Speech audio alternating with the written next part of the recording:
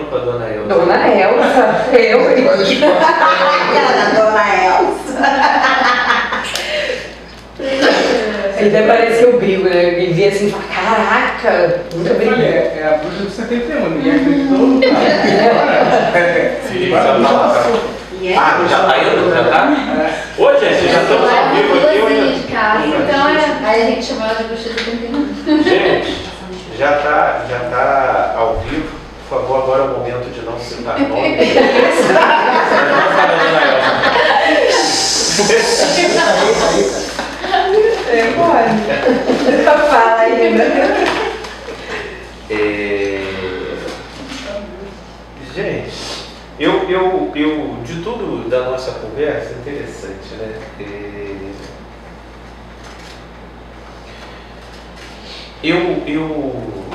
Eu ia pegar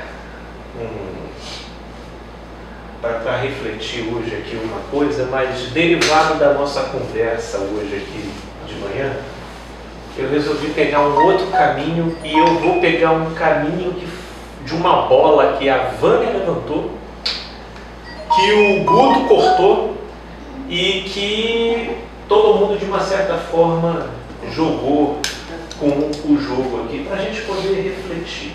E eu estou ouvindo, né? Fui ouvindo aqui as colocações e eu creio que tudo isso dá para montar um corpo de uma reflexão para a gente poder pensar acerca das situações que a gente estava falando agora aqui. E eu vou utilizar textos muito conhecidos, muito razoáveis para a gente poder entender. Eu acho que um primeiro ponto que seria interessante a gente refletir, né, é a consideração acerca do que seja as obras, né, que estávamos tão falando aqui, as obras que atestam a veracidade do caminho. Se já não já não será mais o paradigma de uma pessoa dizendo para você o que você tem que fazer ou deixar de fazer, mas a partir de agora é uma proposta do Espírito conforme ele produz a direção dentro do seu coração para as saudáveis escolhas. Então, qual é o parâmetro? Nós estávamos falando aqui que são as obras. Só que, no modo como a gente foi conversando e as falas foram sendo produzidas, eu fui tentando capturar aqui, porque esse termo obras, isso é um conceito. E um conceito que pode caber uma multiplicidade muito grande de conteúdos aí acerca do que a pessoa está querendo dizer por obras. Ora, se a gente for pensar do ponto de vista da religiosidade, por exemplo, a evangélica, obras têm a ver com a roupa que o sujeito usa, se ele tem tatuagem ou se ele não tem, se ele bebe cerveja ou se ele não bebe, os ambientes que ele frequenta, né, se ele vai dominicalmente para um ambiente considerado sagrado, ou se ele deixa de ir num ambiente considerado profano, porque isso para crente está sempre para o lado de fora, né? Não está do lado de dentro. Né? Para crente, o que deixa ele safado é a roupa, né? O que deixa ele impuro é a comida, o que deixa ele desviado é o local onde ele frequenta, né? É tudo do lado de fora. Né? Eles não conseguem entender que um frequentador nato de igreja pode ter todas essas qualidades dentro de si, todavia disfarçado na teatralidade dos comportamentos protocolares, né? Um terninho, uma biblinha, né? Que nem um desodorante embaixo do braço, né? E os jargões, né? Normais de a paz do Senhor, né? Que tem, né? A paz do Senhor, varoa, varão, glória a Deus, aleluia. Tudo isso daí é muito protocolar. Agora, isso é obra? Não. Isso é obra segundo a concepção da mentalidade evangélica religiosa. Em termos do que a gente está dizendo aqui, da expressão da relação de um sujeito com a verdade. É só a gente olhar para a verdade. Quem era a verdade? Jesus. Ele foi a verdade. Se eu mimetizo a verdade, Jesus era a verdade. Havia um consenso de consideração das pessoas em torno de Jesus como sendo a verdade? Nunca. Nunca. Agora, Jesus era um fator incógnita. Jesus, ele era um imbróglio na consideração da observação das pessoas, nos quais a popularidade dele foi se desenvolvendo de maneira crescente até ela se fazer insuportável para os detentores da mente e do coração do povo, que não queriam ver destronado o seu lugar de poder e manipulação. E aí precisaram crucificar Jesus para supostamente abafar o que Jesus fazia, mas mal sabiam eles que era justamente esse assassinato que daria um poder, sabe, gritante para tudo que Jesus estava fazendo. É aí que é o paradoxo, né, do poder de Deus, que entra sempre na contramão da expressão da ganância e da volúpia humana, que no modo como acomete o ser humano o entorpece e o cega, né? Mas Jesus, ele sabia, se uma semente permanecer viva, ela ficará isolada, mas se ela morrer, dará muitos frutos, né? Essa é a realidade, é o fenômeno da vida. Agora, se a verdade não foi entendida no modo como ela naturalmente expressava a sua essência, então todos aqueles que buscam dia após dia se aproximar da verdade, por que eles não desfrutariam disso? Né? Por que eles não passariam por relativizações, por dúvidas, por questionamentos? Né? Agora, nós estamos começando a entrar numa linha fronteiriça tênue. Ela é tênue. Por quê? Porque não só a minha vivência com a verdade pode gerar críticas e não aceitações, como também a minha prevaricação da verdade pode também desenvolver o mesmo tipo de reação. Você vai ser relativizado naquilo em que você viola linhas fronteiriças do que seja de bom senso e relativo à troca de expectativas estabelecidas, relativo àquilo que você viola de fazer com o outro aquilo que você não gostaria que fosse feito com você. Tudo isso também vai te colocar em linhas de confrontações. De modo que aqui nesse terreno que nós estamos falando, nós estamos refletindo acerca de uma angústia que só acomete religioso. Porque o religioso, ele fica nesse impasse de definir qual é a natureza da perseguição que ele recebe.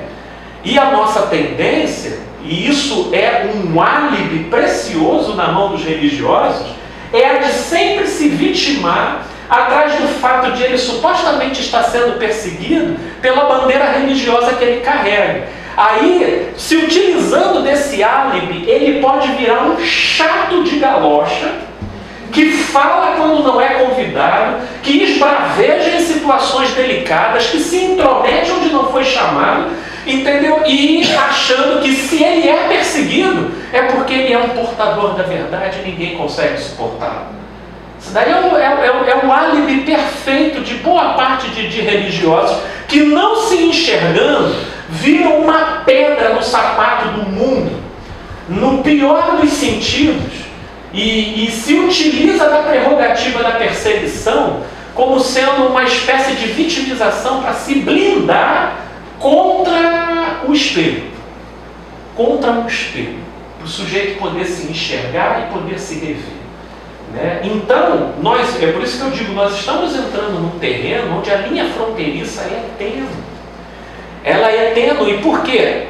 É um que ao mesmo tempo a gente tem munição para se pacificar, mas a gente tem também munição para se esconder. Entendeu? A gente tem munição para se esquivar da verdade. Por isso é capcioso. Por isso que Jesus diz que prostitutas e perversos precederão no reino dos céus, porque eles não possuem um arcabouço teórico para ficar se escondendo. Não, mas eu frequento, não, mas eu sou de Deus, mas eu estava falando a verdade, mas não, eles já são, olha, eu sou errado. Entendeu? Isso.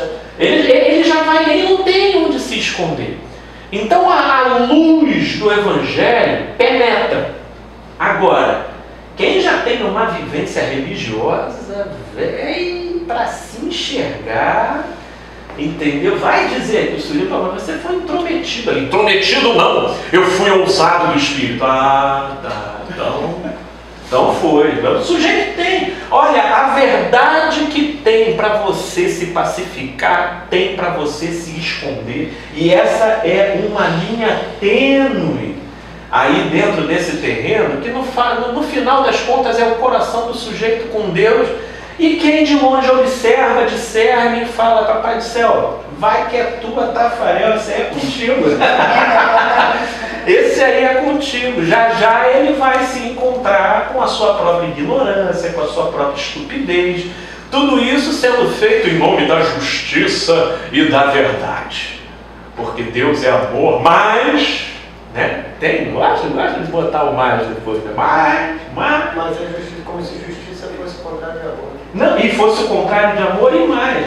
Como se aquilo, do modo como ele pesa quem Deus é, não fosse se voltar para quem postula isso.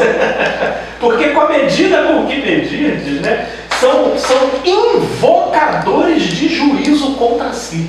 Quando você discerne o fenômeno, chega a dar dó. Ai, filho, faz isso não. Ai, faz isso com você não.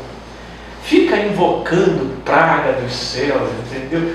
Porque só a misericórdia triunfa sobre o juízo. E saiba, isso está muito longe de ser libertinagem ou qualquer tipo de concessão irrefletida acerca das coisas, porque a libertinagem, por outro lado, é o famoso tiro no pé. Até hoje eu não vi alguém se jogar do 10º andar e chegar no terraço do prédio. Até hoje eu não vi. Você pode pregar a liberdade que for, a lei de causa e efeito está aí, meu amigo. Você pode até conseguir transgredir, vamos dizer, os imperativos da fala de um sujeito, porque se você fizer vai acontecer isso, você é mó fanfarrão, não vai acontecer nada. Agora, a causa e efeito entranhada na lei da vida, isso aí é só você violar. Você vai tudo lá do 10º para ver se você chega no terraço. Entendeu? Tem coisas estabelecidas que, uma vez violadas, isso está para além da recomendação de qualquer pessoa. Deflagra cisões dentro da gente, deflagra conflitos, deflagra uma série de coisas, vai causando impotência, vai causando ansiedade, vai deixando o sujeito esbaforido, vai deixando o sujeito cheio de tremelique, vai gerando uma série de coisas, né? Vai escangalhando o corpo, vai escangalhando a alma, vai escangalhando as relações ao redor, vai escangalhando tudo. Porque aí, nesse sentido, entra o que Paulo fala lá em Coríntios: nada podemos contra a verdade, senão a favor da verdade. Sendo que a verdade, nesse caso, ela é dinâmica, e assim o é, para que ninguém se ensoberbeça, né? Eu procuro ser um discípulo da verdade, porque a hora que eu me fizer, ou me pressupor dono dela, eu já me tornei uma vítima em potencial dessa verdade. Agora, eu queria refletir aqui, lá em Gálatas, né, e trazendo um contraponto aqui, sobre, na nomenclatura bíblica, né, o que Paulo chama de obras da carne e o que Paulo chama de frutos do Espírito, né? Vamos, a princípio, eu acho que até para a gente poder chegar num ponto alto aqui da nossa reflexão, a gente vai ter que se desdobrar em cima disso daqui. Ora, versículo 19, perdão, Gálatas, né, no capítulo 5, no versículo 19. Esse é um verso que, para quem está um pouco familiarizado, já vai saber. Ora, as obras da carne são conhecidas e são. Essas daqui são as obras do egoísmo. São as obras do compromisso do sujeito com os seus próprios sentimentos, com as suas próprias heranças psicológicas, com o legado daquilo que o sujeito viveu e assimilou acerca do significado de si mesmo e do mundo. Elas são prostituição, que é a banalização do sexo, né? Não valorando o modo como você se entrega da maneira adequada e coerente com o verdadeiro valor e sentido das coisas. Então, é a trivialização das suas pérolas. Isso é uma prostituição. Impureza, né? Impureza é a malícia, né? Que é aquele olhar absolutamente tendencioso, muito comum de se observar nos traumatizados por frustração, por traição, por decepção. Esses daí tendem a ser impuros crônicos, porque eles não conseguem mais pressupor ou se permitir um contato límpido, como quem se entrega por uma espécie de fobia à dor. E aí eles já começam a ver cabelo em casca de ovo, chifre em cabeça de cavalo, e até para de uma certa forma ele se esquivar, né, da perturbação psicológica de enxergar o mundo de uma forma tão paranoica. Então ele transfere isso para o lado de fora, atribuindo intenção em todo mundo e procurando privilegiar na análise dele das pessoas apenas aquilo que confirme as próprias convicções. Ele vai observando, olha, fulano eu ainda não vi, mas é só eu caminhar mais um pouquinho que já eu acho, já não existe gente assim, é tudo hipócrita, isso são os impuros, eles estão com o olhar todo deturpado da realidade, sempre privilegiando o pior das pessoas, né? E aí vem a lascívia. A lascívia é o coração de açougueiro, né? É o coração de açougueiro. É o sujeito que no âmbito sexual ele não vê pessoas, ele não vê gente, ele vê alcatra, maminha, fraldinha, né? Ele só vê objeto para consumo. É aquele olhar que você vira e mexe, você vai conversar. Mas isso aí é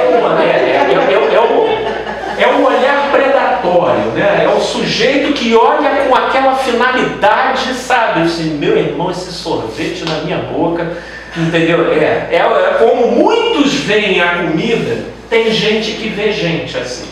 Essa é a lascívia, né?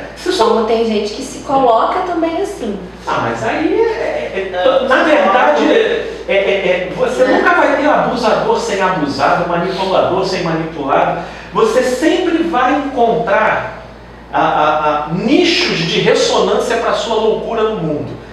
Olha, se isso já era uma verdade desde que Adão e Eva saíram do paraíso, hoje em dia, com os grupos de Facebook, tu pode ter os fetiches mais raros do mundo que você vai encontrar lá. Pessoas que só gozam esfregando o pé numa bexiga de aniversário. Pra mim essa foi a mais bizarra que eu descobri algum tempo atrás. Não é? Porque vocês estão achando que eu estou inventando isso, né? Você não inventou, não? Não,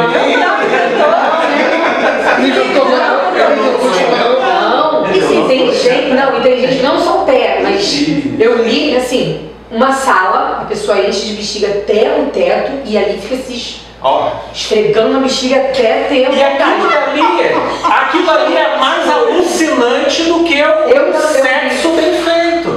E você a noite do balão mágico. É uma atividade, é um relacionamento. seja de casamento, seja de filho, é um trabalho, é um dinheiro, é uma neurose, é um sentimento, é um medo, é um trauma. A gente vai estar sempre idolatrando e canonizando ao patamar de divindade no modo como a gente se relaciona com aquilo. Eu tenho um pavor de mexer e eu sou agraciado por ter isso. Sabe, no modo como essas intensidades mobilizam o sujeito, isso não é outra coisa senão idolatria. Agora, o que é idolatria para religioso? Idolatria para religioso é ficar adorando uma imagenzinha lá. Uma versão muito apequenada do que seja, e de alguém que não está absolutamente exercitado em enxergar o fenômeno humano, do modo como nós tendemos à idolatria. E isso é muito dinâmico. Você pode, por vezes, sabe, cair em idolatrias circunstanciais circunscritas.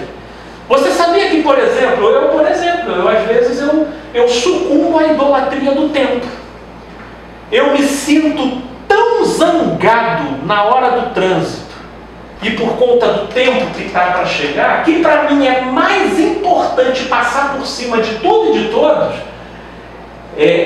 do que chegar atrasado no lugar e até que você tem que voltar e falar assim: a minha meta não é chegar cedo ou chegar tarde, a minha meta é ser. Você tem que desligar esses negócios o tempo todo. Porque a idolatria, ou seja, o afunilamento da energia, ela pode não ser uma coisa contínua, ela pode se dar em circunstâncias. No modo como, por exemplo, você sempre foi uma pessoa tranquila, de boa mesmo, até que a sua mãe falece e o patrimônio fica para dividir entre você e seus irmãos. Aí baixa, não, você está pensando que aquele fulano vai ficar com aquela parte lá, não vai. Aí você entra numa guerra de paladinos, de cruzada. Você vai fazer cruzada para defender a parte que te cabe. São os cruzados que vão entrar naquela batalha. O que é isso, senão idolatrias circunstanciais que se formam no modo como a nossa energia se concentra em determinadas direções e que nos desconectam da videira, que para além de tudo que a gente possa conseguir ou perder, nos faz a proposta, sobretudo, de ser. De ser. E como que a gente o tempo todo se desconecta disso, né? E aí vem feitiçarias. Feitiçarias tem muito, inclusive aqui dentro dessa sala. O que são as feitiçarias? As feitiçarias é você pegar uma folha, né? E aí você pega o mijo do gato, não é? Com arroz vencido, né? E aí na lua cheia do dia 13 de uma semana específica e de um mês específico, onde de preferência Vênus esteja alinhado com Saturno, e aí você faz aquela campanhazinha, né?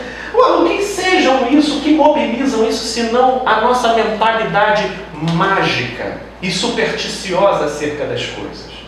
O modo como a gente lida e altera com as coisas. Mas Felipe, eu já estou um tempo sem fazer, então eu não vou receber esse tipo de coisa. O que Lé tem a ver com Cré aí? Por que você está linkando uma coisa com outra? Por que esse raciocínio mágico acerca da realidade?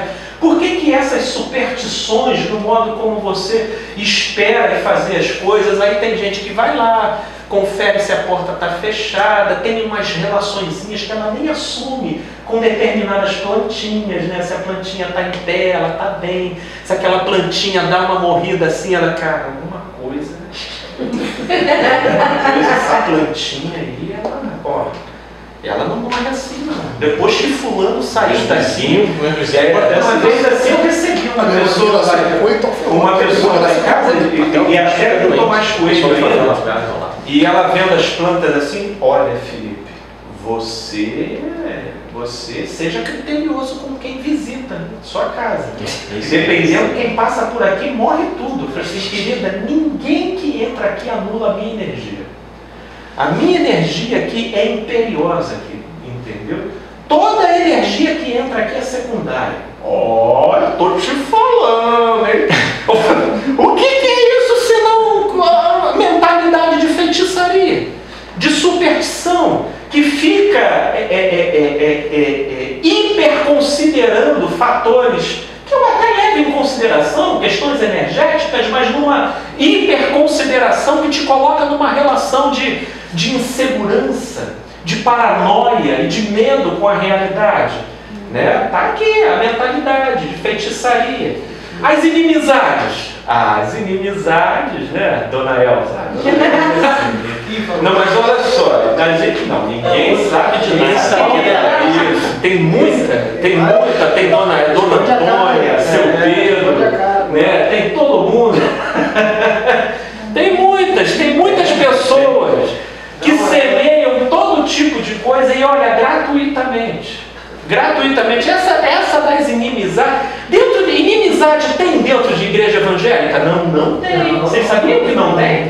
Dentro de igreja evangélica. Inclusive tem muita gente que entra para a igreja dizendo, cara, eu quero encontrar aqui o que eu não vejo na minha família, o que eu não vejo assim ao meu redor, graças a Deus. Aí todo mundo com uma plaquinha lá, nós somos a sua família, até você conviver lá dentro. E aí...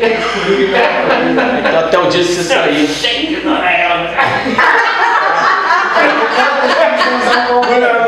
Dona Elza é pinto.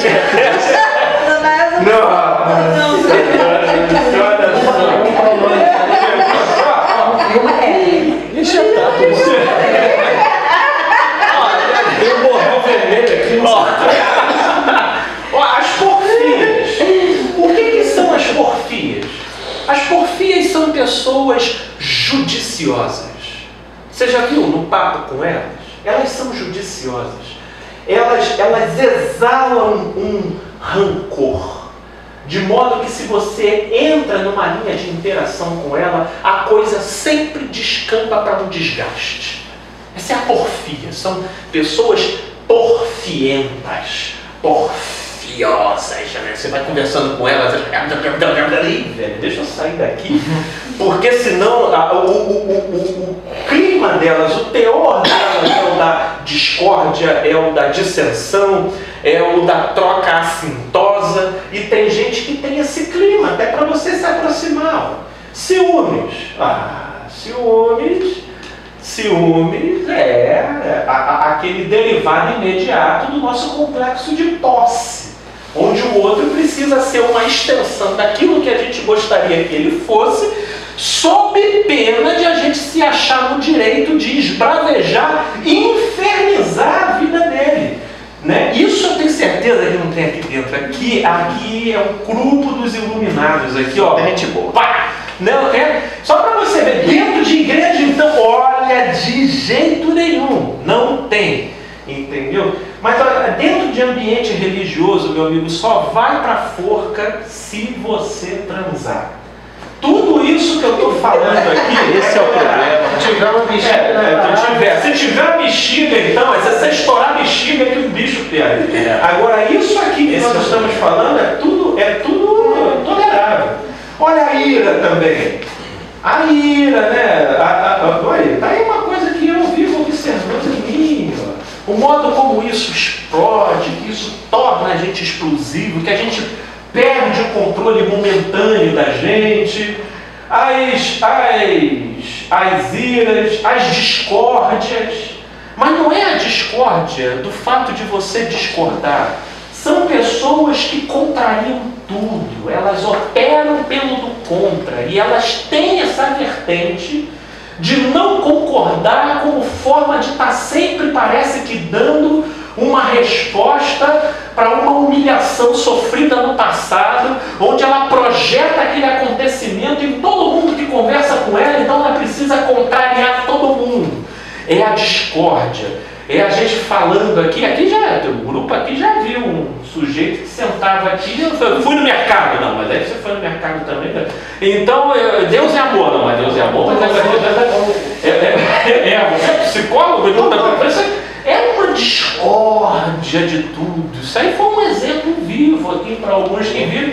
o que opera na mentalidade de ficar sempre discordando como forma de relativizar a coisa do lado de fora, para não se sentir diminuído pelo modo como ele lida com certas memórias do lado de dentro, dele com ele mesmo.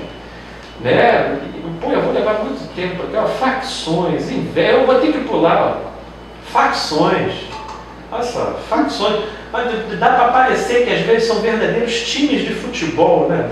Assim, que a gente vai olhando certa gente. Inveja, olha, inveja é tão sutil, o modo como você, principalmente, olha, dentro de igreja, não tem inveja. Olha, eu vou justificar para vocês como é que não tem inveja dentro de igreja. Eu achava que imagina, você jejuando, orando, frequentando tudo, na maior devoção, todo mundo dizendo para você que você tem talento, que você tem um dom de Deus, e aí abre a oportunidade do ministro de louvor e a vaga vai para o outro. E aí? Você fica feliz. Ah, Deus sabe de todas as coisas. Aleluia. Deus sabe o que faz. Ele não me deu agora. Deus te abençoe, fulano. Você quase não frequenta os cultos, não é verdade? Você nem vem aos jejuns que eu venho. Você nem tem o talento que eu tenho. Mas Deus te abençoe aí no seu caminho. Porque eu sou uma pessoa resolvida. O meu culto é sobretudo no coração. Não é verdade? Porque a inveja não existe nesses ambientes, né, cuja politicagem parece estimular esse tipo de disposição. Né? Então, olha como é que a inveja, ela de uma certa... as bebedices. E aí está aqui uma coisa que geralmente crente bate o olho e fala, pô, essa daí finalmente não está falando comigo. Não, né? Pensa na Coca-Cola. Quem disse? Quem disse? Pensa na Coca-Cola. Quem disse que só bebida embriaga?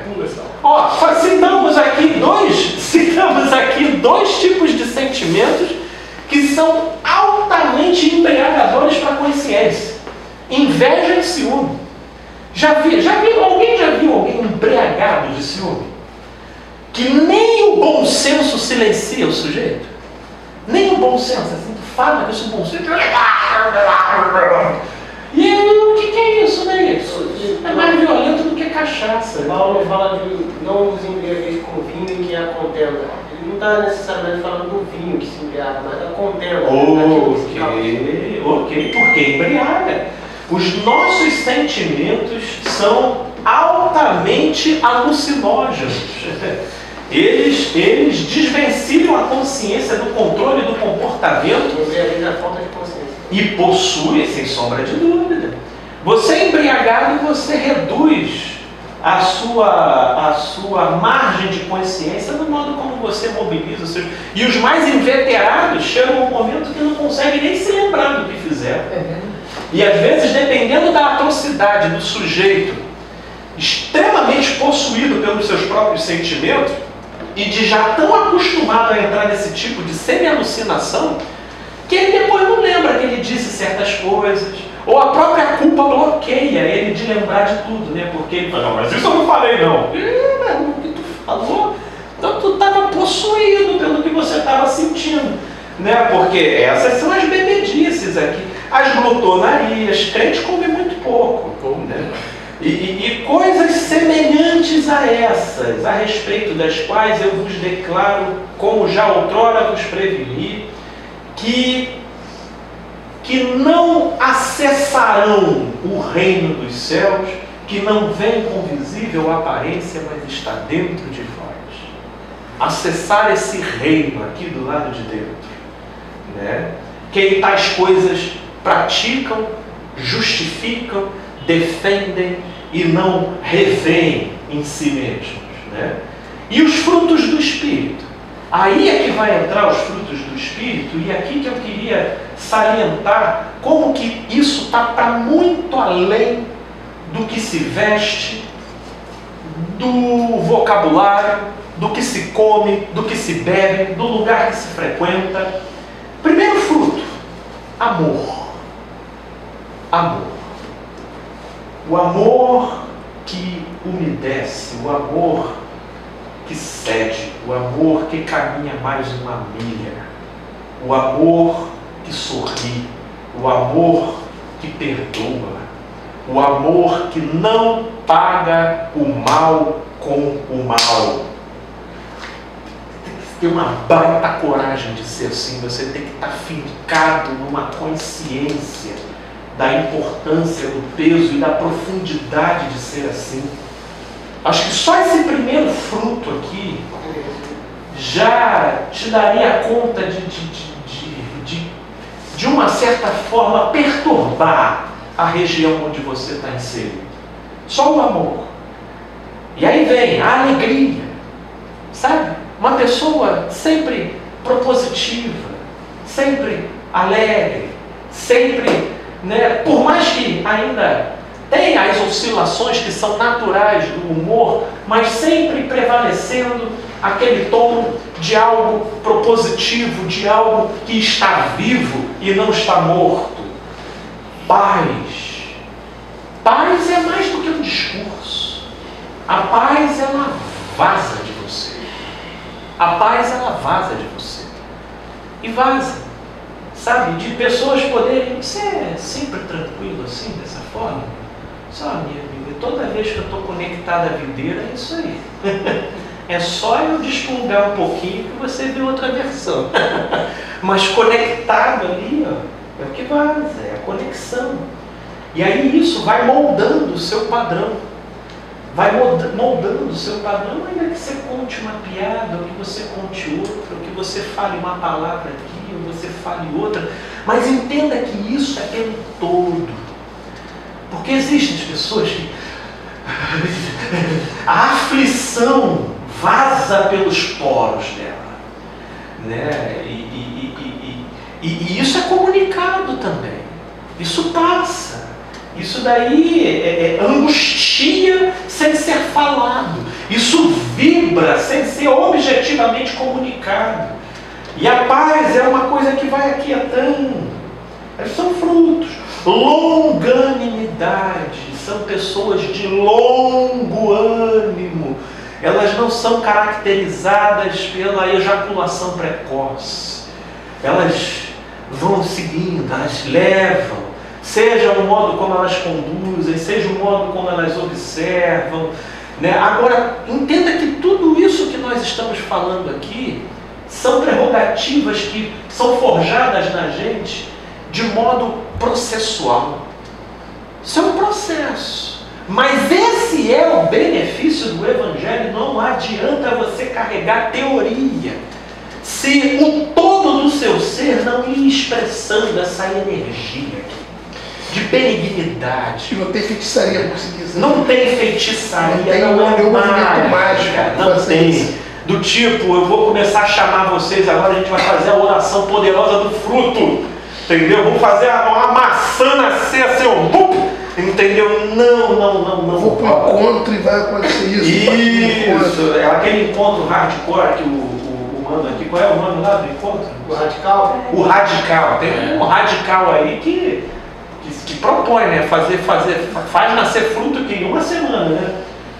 Encharca o sujeito na lama, espanca dentro do quarto fechado, bota no escuro, jejum. Gente, cara, a gente é muito feiticeiro e não reconhece, né? A gente é muito feiticeiro e não reconhece, meu amigo. A gente cara. Os pessoal botam umas formulazinhas, cara. A gente está indo aqui no encontro passado, a gente teve aqui mais uma das porções de feitiçaria que uma pessoa aqui passou, né, para conseguir, segundo a proposta, dar um salto de uns 5 degraus de uma vez só, cair lá, enfim. Aí tem a benignidade. A benignidade. Benignidade não é um sujeito que fala sim para tudo, mas é um sujeito que na síntese geral dele, na síntese, mesmo que no todo ele diga não, ele seja assertivo em determinados pontos, mas você olha para ele e fala assim, uma pessoa boa, é um sujeito bom. Essa benignidade é a pessoa que sugere a abertura de bondade, onde vidas constrangidas se sentem à vontade para chegar e desabafar. para pedir ajuda. De alguma forma elas sabem que não vai vir. Né? É a síntese geral que a pessoa vai fazendo. Benigno, bondade, fidelidade. Sabe, é uma pessoa assim, saca, que você pode abaixar para pegar o sabonete dentro do banheiro e não vai ter problema. Né? Tá seguro, né? Não tem risco, não tem perigo. Né? A fidelidade, ela promove isso. Você já viu uma relação de fidelidade? Eu estou falando isso porque eu já vivi as duas dimensões. Eu já traí, já fui traído. Cara, uma relação de fidelidade te leva a baixar a guarda. E me trair, exatamente. Exatamente. E te leva a uma relação de leveza. Cara, como é leve ser fiel. Vai largar o celular lá. Tá. E aí? Você estava onde? Eu estava lá. Você veio da onde? Eu vim daqui. Tu vai para onde? Eu vou para lá. Tu já viu uma relação marcada por uma traição? Assim, tu vai para lá? Assim, vou. Não, tu não vai. Vou, não vai. Aí eu parto para você ir para lá. Velho, cansa muito. Isso, se a situação ainda não foi descoberta, é a gente sendo perseguido pela nossa própria paranoia, porque vai formando uma culpa aqui dentro, né? Que aí a pessoa, o que é isso aqui? Isso aqui o quê? Isso aqui, não, nada. Por que você reagiu assim? Não, nada, eu peidei. Entendeu? Aí o cara vai tentando disfarçar a coisa. Não, porque a conta não fecha. Então a fidelidade traz tranquilidade para o sujeito, você vai vendo. É um sujeito assim, tanto que é interessante você observar que em relacionamento, quando o sujeito ele vai ser, tanto o homem quanto a mulher, quando eles vão ser, mas geralmente mais com o homem, né? Quando ele vai ser marinheiro de primeira viagem na traição, a mulher já... Porque, meu amigo, ele já chega se denunciando. E a mulher, o quê? É isso? É horroroso, assim. Mas aí, ó, tá aqui, ó, fidelidade, ó, a mansidão. Acho que mansidão é um dos melhores e maiores benefícios. Domínio próprio. A arte de colocar a alma para jogar no seu próprio time. Sabe? Isso daí é um tesouro que ganhar na Mega Sena, carro, tudo aí que esse mundo vive no chinelo em relação a esse tesouro. Se nós tivéssemos essa percepção, esse senso de valor, ambição não seria um problema para a gente. Porque, sinceramente, eu olho assim, por exemplo, para Paulo, eu acho Paulo extremamente ambicioso. Ambicioso. Mas agora, olha a ambição para ele. Esmurro o meu corpo à escravidão por vossa causa. Ele tem uma ambição. Não julgo o que eu já tenho alcançado, mas vou em direção do prêmio da soberana. Tem uma ambição ali. Mas ela está voltada para uma outra direção. A acumular tesouro onde a traça e a ferrugem não corroem, ladrão nenhum poderá tirar dele. Só quando a gente prioriza a coisa nessa direção, quando a prioridade é ser independente de qualquer coisa, a gente começa a se aproximar da possibilidade de desenvolver o que seja mansidão e domínio próprio. Agora, no mais, meus amigos, deixa eu falar uma coisa para vocês. Deus não nos tem dado espírito de covardia, mas de poder, de amor e de moderação. Deus não nos tem dado espírito de covardia. Que não haja vitimização naquilo em que você abraça como sendo solução para a sua alma. Porque essa é a nossa glória. A minha glória é amar. E ela tem poder desmobilizador e ela tem poder de causar convulsões as mais diversas. A gente passa por determinadas relativizações e diminuições, mas a gente está sempre chamando isso para a nossa autoestima, a gente está sempre chamando isso como ofensa pessoal, a gente nunca está considerando isso como uma oportunidade de quem está conectado. E olha, se determinadas conjunturas se formam com a gente, quem disse que a gente não está sendo exercitado na longanimidade, na benignidade, no longo ânimo? Ou você acha que isso é dado? A gente estava falando aqui, não tem feitiçaria. Isso é trabalhado. Mas como isso vai ser trabalhado se a gente analisa as oportunidades pedagógicas como sendo perseguições e nos colocando nas condições de vítimas, de, puxa, mas o mundo está terrível, sempre esteve. Mas como que o amor se forja com propriedade, se não são nos embates? Olha, eu lembro, de uma certa forma, que não foi, preciso reconhecer e confessar que não foi animado pelas razões do Evangelho, mas sim para apresentar um bom desempenho no trabalho que eu tinha acabado de entrar. Eu estava recém-contratado numa firma só para vocês verem um fenômeno como ele desmobiliza, né? Quando você se coloca no padrão da ovelha e não do lobo. Não foi o que Jesus disse? Eis que eu vos envio como ovelhas para o meio de lobos, tipificando não vítima, mas uma diferença energética no modo como você vibra no mundo, no modo como está estabelecida as prioridades do que você alimenta e faz valer em você e, por conseguinte, vazam de você para o mundo.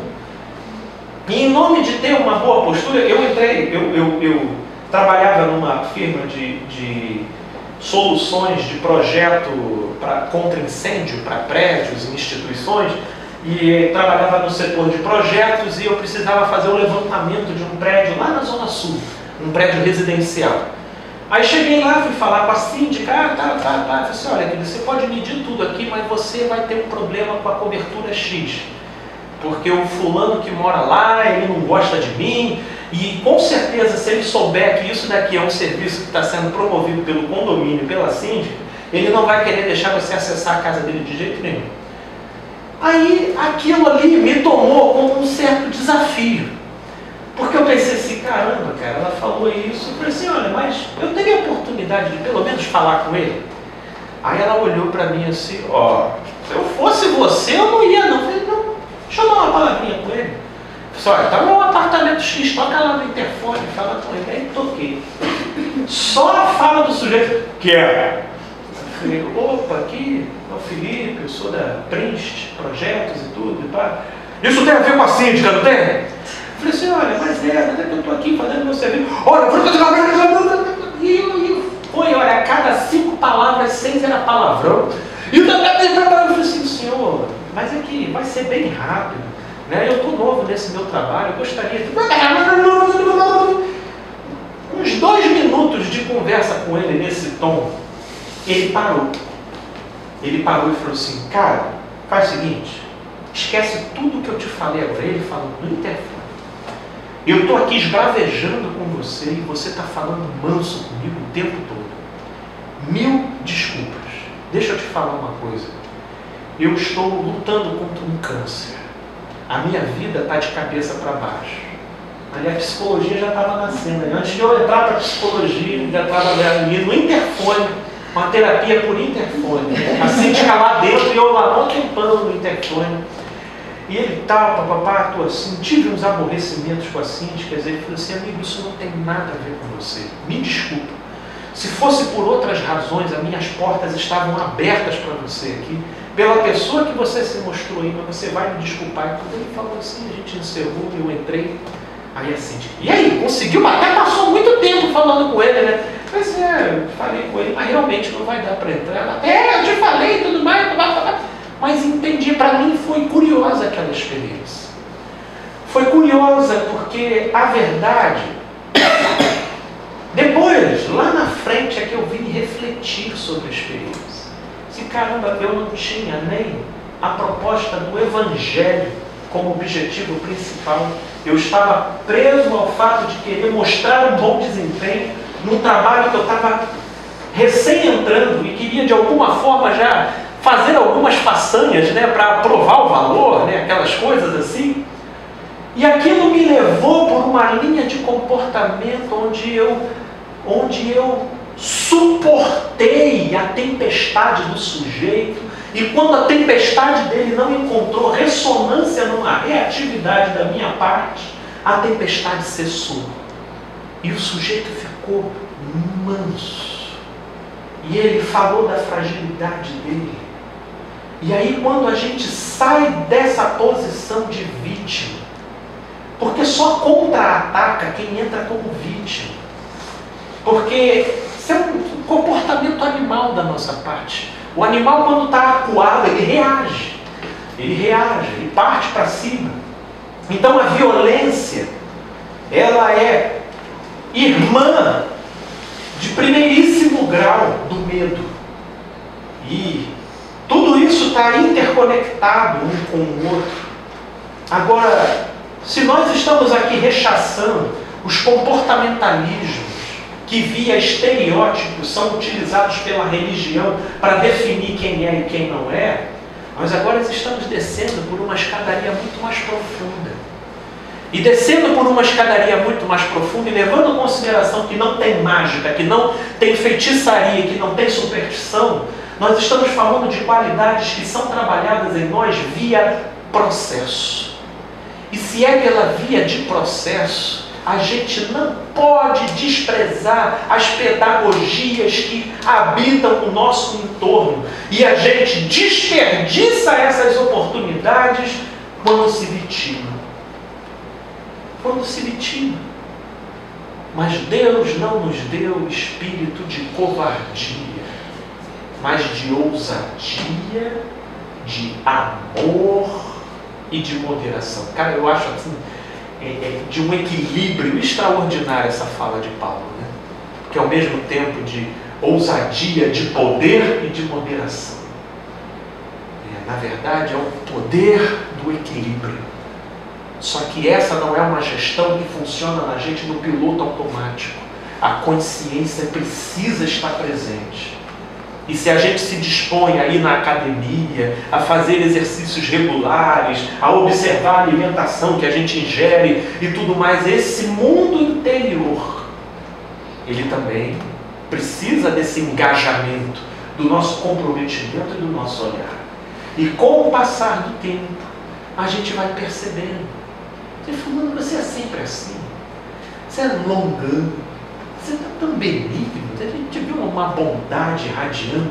Porque a coisa vai aparecendo, ela vai transparecendo, ela vai vazando. É como Jesus disse, não se pode esconder uma cidade edificada sobre um monte.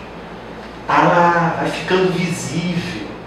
E isso é para muito além do que você fala. Inclusive, quando você vai chegando nesse patamar, você vai perdendo até a volúpia de se explicar. Porque as obras falam por você. As obras falam por você. Era tão assim com Jesus que Jesus negava até sinal. Uma geração mais perversa não vai ter outro sinal no seu de Jonas. Ou seja, vai ser só de puxa a cadeira e assiste, filho.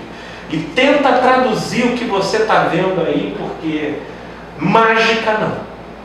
Mágica não. Feitiçaria não. Né? Porque está resolvido aqui. Vaza daqui. É um outro padrão. Isso não tem a ver com o lugar que você frequenta, com a roupa que você veste, com o que você come, o que você bebe. Isso tem a ver com o que vibra dentro de você, na síntese, no todo da vida. No todo da vida.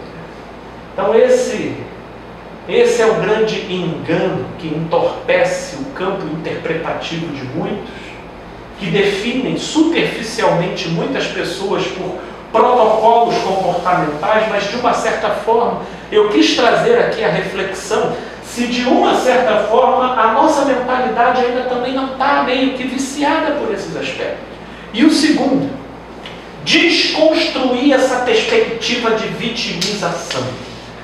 Porque o que nos confere propriedade não é a unanimidade da compreensão das pessoas, mas a paz.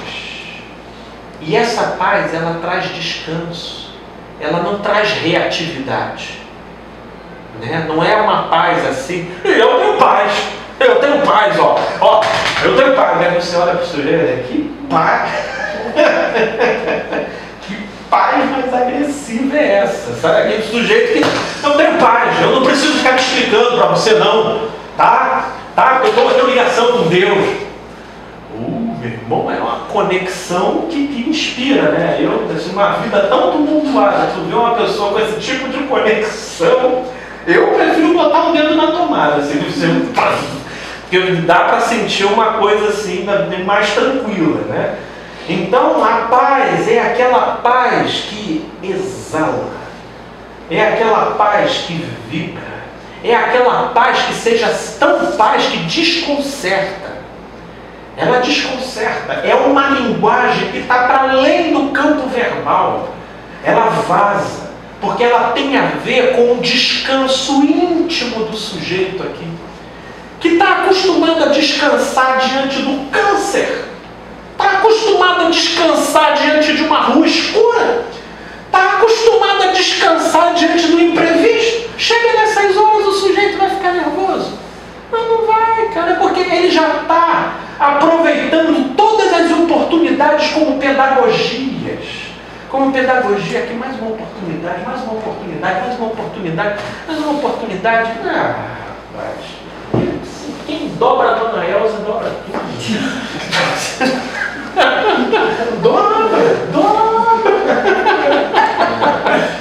Dobra tudo aí.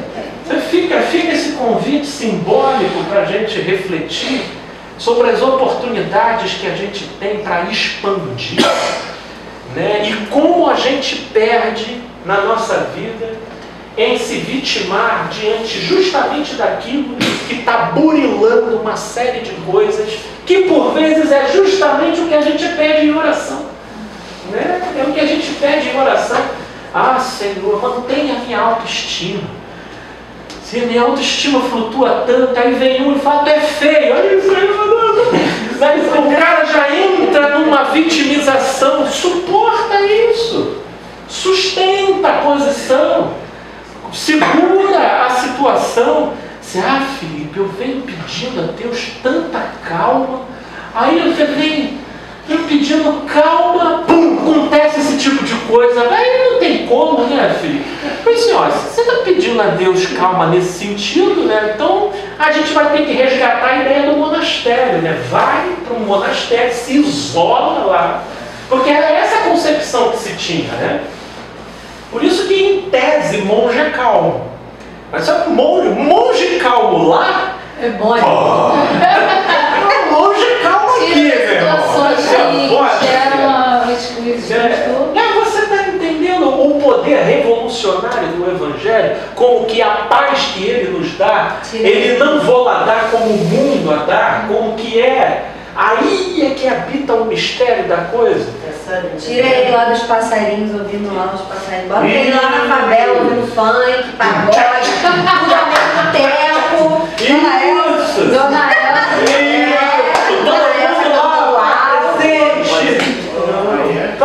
Você não. Bom dia, Ana! Faz falar você! Aí você, amém! E aí você vai tocando o dia e você vai gerenciando aquilo para aquilo dali não te abalar. E aí você vai gerenciando aquilo para você se desvencilhar. É difícil porque às vezes soa até como uma falsidade, porque dentro você está com vontade de desgamar a pessoa. Mas essa tem que agir, né? Não é que você tem que agir, e essa reação, ela é própria. A nossa alma, ela é altamente reativa. Só que se a consciência caminha na disposição de alimentar tudo aquilo que é estimulado, então você não consegue se desvencilhar daquilo que surge dentro de você. Mas se você assume uma disposição de enxergar em tudo pedagogia, é só você começar a vibrar na direção de que todas as coisas contribuem para o bem. todas, não há exceção. E você se vê conectado a algo superior que está trabalhando em você a formação de um grau. Então, a grande verdade é que a gente recai, na verdade nós não somos convidados a disfarçar. Nós somos convidados, por exemplo, você não consegue disfarçar quando você quebra uma perna. Entendeu? Você não vai conseguir disfarçar e não tem nem porquê. Agora, não é porque você também não vai disfarçar que você não vai tacar um gesso. Um gesso. E não é porque você não vai disfarçar que você também não vai evitar certos tipos de atividades que extrapolem o período de recuperação daquele tipo de coisa.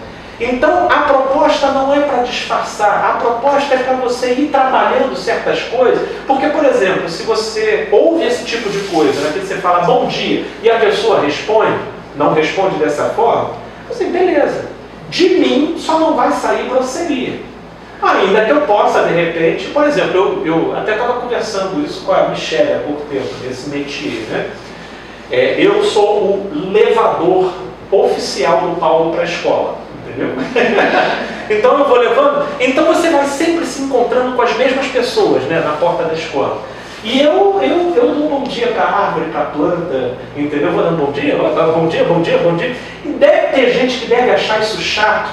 Que eu vou passando, tem gente que já vai olhando assim, para baixo, tudo, só que eu não forço. Não dá bom dia. Né? Mas às vezes isso tem a ver com o outro, isso não tem a ver comigo. Né? Agora, o que eu faço? Eu não vou fazer determinadas reações? Não, eu simplesmente não dou. Eu passo assim, eu até facilito para a pessoa, mas não há interpretação persecutória. Eu dou a primeira vez, meu Deus. Agora, por exemplo, o que acontece na maioria das vezes? Aí o sujeito passa e não dá, deve ser que mundo é esse?